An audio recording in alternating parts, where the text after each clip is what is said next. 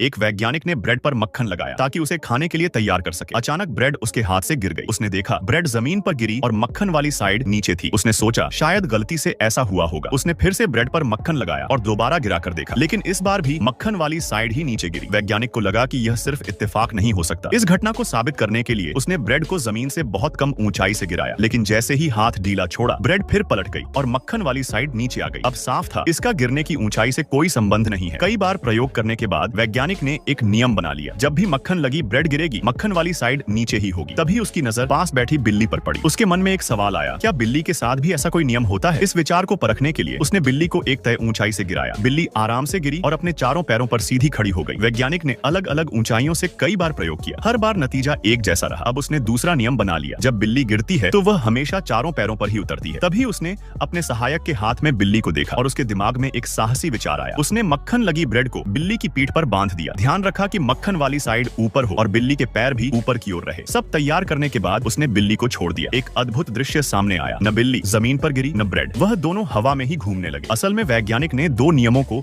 आपस में टकरा दिया था। ब्रेड को मक्खन वाली साइड नीचे गिरना था और बिल्ली को चारों पैरों पर उतरना था। दोनों नियम एक दूसरे के उलट थे। इसी खींचतान में वे हवा में घूमते रहे और जितना तेज घूमते उतनी तेज ऊर्जा पैदा होती। वैज्ञानिक ने तुरंत इस सिद्धांत का उपयोग करने का सोचा। उसने घूमती हुई बिल्ली और ब्रेड को जनरेटर से जोड़ दिया।